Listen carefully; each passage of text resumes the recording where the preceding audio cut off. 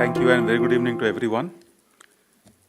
Honorable Minister of Labour and Employment, Environment, Forest and Climate Change, Honorable Minister of State for Labour and Employment and Petroleum and Natural Gas, Secretary, Labour and Employment, Vice Chancellor of Guru Gobind Singh Indraprasth University, Dean of ESI Dental College and Hospital, all the faculty members, all my colleagues from ESIC, all the graduating students. First of all, let me congratulate all the students who are graduating today. It's a very important day in the life of any person because it's a milestone that you always remember. On this day, one remembers very fondly the years spent in the college, and these memories, they last forever. This I can tell from my own experience and all the experiences that we hear from our seniors, from our colleagues. The life spent in a college, in your college, is perhaps the best years in your entire career and perhaps the life itself. ESIC, as you are already aware, is a premier organization in India that provides healthcare services to the workers in the organized sector, fulfilling certain eligibility criteria. The investments that we make in establishing hospitals, dispensaries, medical colleges, dental colleges, that all is with a vision to ensure that we have the best medical personnel to provide medical care to our insured population. And as you may be aware, the source of funds that we get is from the contributions of the earning employees. That makes it even more important for us to realize that we make investments with a purpose, with the vision to provide the best quality services to the insured persons in our ecosystem. And we work with all the stakeholders to realize this vision, this goal, this objective. And the role of the students who graduate from our institutions, medical colleges, from dental colleges, from our PG level institutions. All this is with this purpose to ensure that we use our funds efficiently, wisely, to achieve the larger vision of serving the insured population. As you may be aware, the role of ESIC has greatly expanded over the last many years.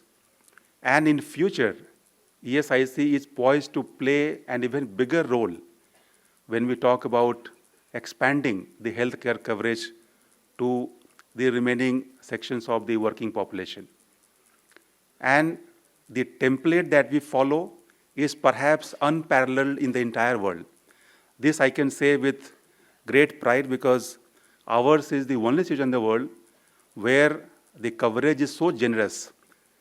There is no upper limit on the expenditure that we incur on our IPs, the patients who come to our hospitals for treatment.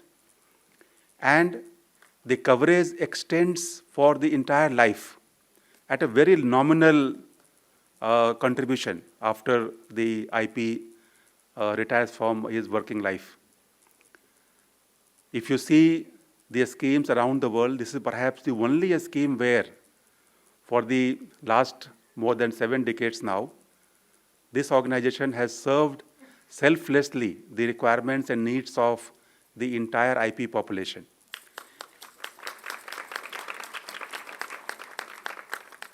And I can also say with pride that many countries around the world, they have really try to emulate our model, our framework for contribution, for providing medical care, and for providing benefits.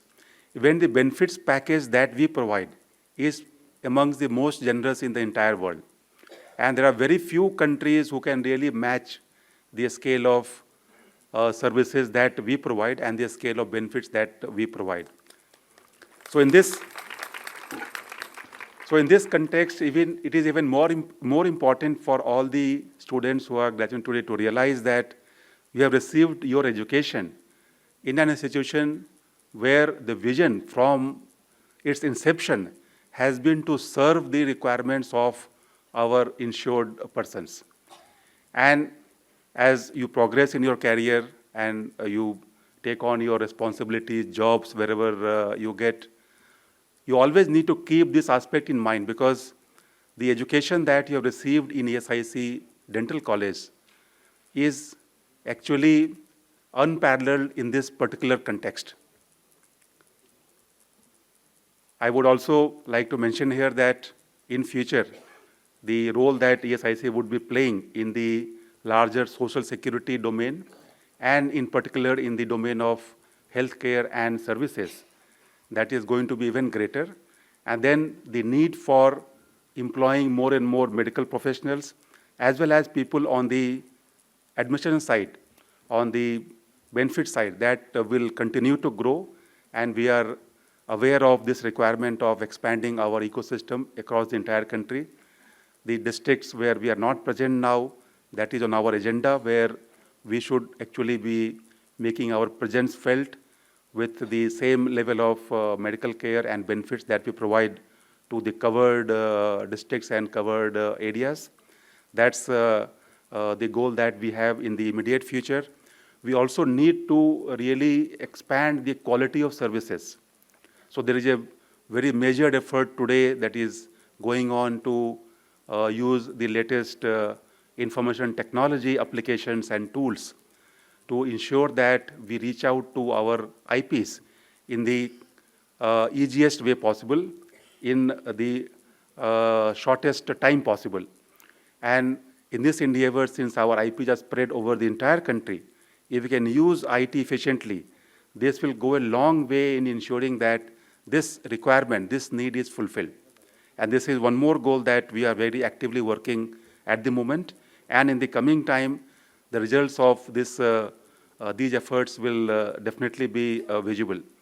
We would also like to really work with the state governments, with the other government organizations at the state level, at central level, so that we can work in partnership to really ensure that we can implement all our initiatives.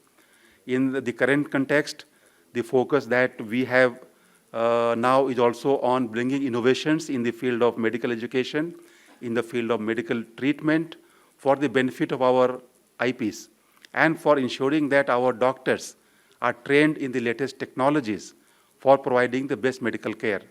So with this vision, we are all working currently towards ensuring that we bring the latest advances in medical science to our medical colleges, to our hospitals, to our dental colleges, so that we are second to none insofar as the quality of medical treatment is concerned.